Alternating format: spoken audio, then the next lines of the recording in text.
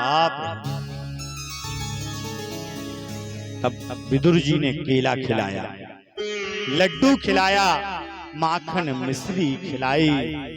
कन्हैया बोले, काका सत्य बताएं तो आपके इन वस्तुओं में स्वाद नहीं है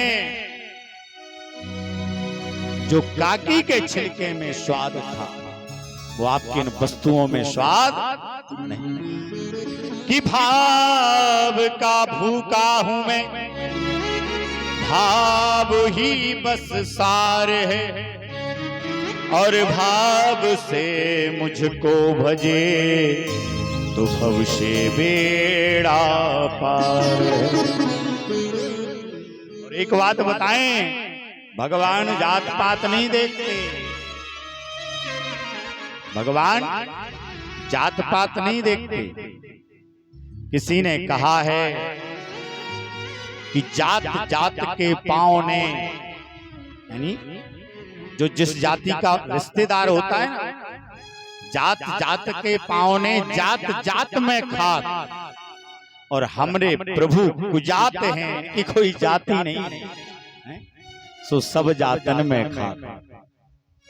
कि जात पात पूछे नहीं कोई, और हरि को भजें सो हरि के।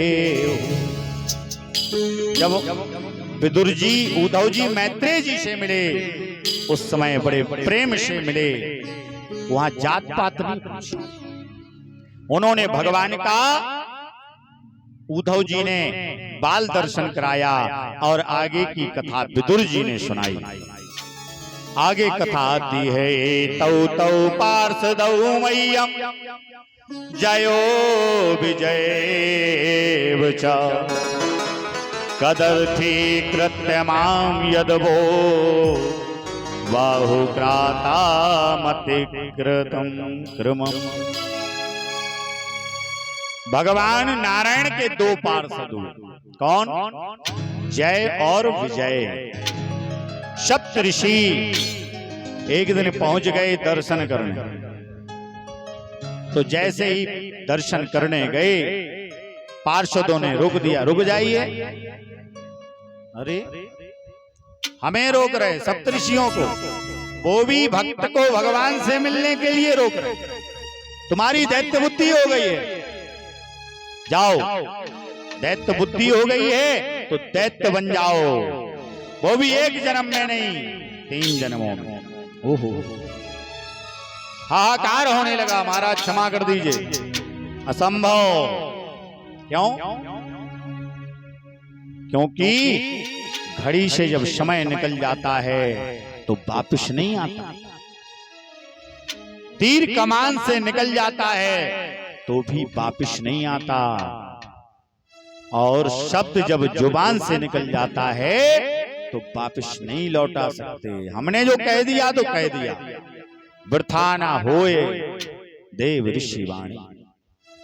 तुम राक्षस बनोगे तो बनोगे, थोड़ा हल्ला गुल्ला सुना तो भगवान दौड़े दौड़े आए, क्या बात है? भगवान ने कहा, पूछा भाई क्या बात है, क्यों झगड़ा कर रहे हो? पार्षद शरणागत हो गए, प्रभु रक्षा करो। आपने हमें राक्षस होने का श्राप दे दिया। अरे कोई उपाय? तो ऋषियों ने कहा, एक उपाय है। क्या? अरे तुम दैत्य तो बनोगे, लेकिन तुम्हारा उद्धार करने के लिए नारायण स्वयं आएंगे। हाँ तो यदि भगवान हमसे मिलने आएंगे, हमारा उद्धार करेंगे। देखो यहाँ पे एक बात आती है, भगवान मारे तो उद्धार, और तारे तो भी उद्धार। ऋषियों ने तपस्या की, सो भगवान ने वैकुंठ दे दियो, और दैत्यों ने शत्रुता की तो भी भगवान ने वैकुंठ दे दियो। जब राम राज में भगवान ने गिद्ध को तारा ना, तो उस समय भगवान ने कहा कि ये मत कहना हमारे पिताजी दशरथ जी से कि आपकी पुत्र बधू को रावण हर के ले गया। बोले क्यों? बोले आपके पीछे पीछे जिसने हरण किया है ना, वो स्वयं बताएगा कि हमने तुम्हारी बधू का हरण किया था। कहने का मतलब कि राम जी के पिताजी भी स्वर्ग गए, जो गिद्धराज हैं उनको भी स्वर्ग दे रहे हैं, और रावण का वध करेंगे तो उसको भी स्वर्ग ही मिलेगा। इसका मतलब कि भगवान ने जिसको मारा वो भी स्वर्ग गया, और जिसको तारा वो भी स्वर्ग गया। बोलो राधे राधे। बोले अगर ऐसा है तो ठीक है। एक दिन की बात है, यहां कश्यप ऋषि की 13 पत्नियां हैं।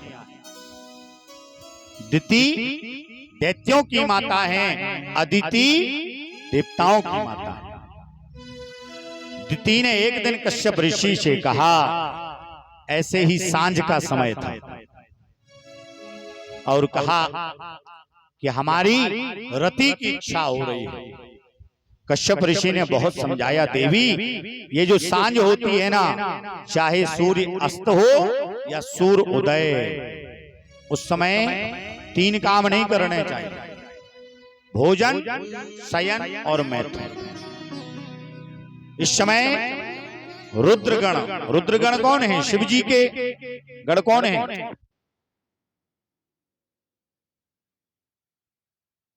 तो नाम लेते ही साथ व्यवधान आ जाता। तो भगवान शिव जी के दूत हैं, गण हैं, भूत प्रेत। उस समय जो काम करेंगे वो गड़बड़ हो जाएगा। कंस को क्या हुआ? कंस पे द्रुमिल नाम के राक्षस की छाया पड़ी थी, तो वो कंस राक्षस हो गया, बुद्धि बदल गई। लेकिन दिति नहीं मानी, रति की। कश्यप ऋषि क्रोधित हो गए, तुमने हमारा तप नष्ट किया। सायं काल में रति की जाओ, तुम्हारे गर्भ से 1 नहीं 2 दैत्य पैदा होंगे। दिति हाथ जोड़ के बैठ गई, महाराज क्षमा कर दीजिए। बोले तो एक उपाय है, पुत्र दैत्य होंगे लेकिन पौत्र तुम्हारा भक्त होगा, जाओ। तब जाकर के दिति तो पेट में बहुत। एक बात बताएं, कभी कभी आप लोगों ने देखा होगा, किसी के जन्म से पहले गर्भ में आते ही साथ नाना प्रकार से सुख की अनुभूति होती है, और किसी संतान के आने पर कष्ट ही कष्ट आने लगते। तो मानो दिति को कष्ट होने लगा। दिति कह रही है, हम ऐसे पुत्रों को संसार में जन्म नहीं देंगे। लेकिन जब जन्म हुआ, हिरण्यकश्यप और हिरण्याक्ष बहुत पाप करने लगे। कितना पाप करने लगे?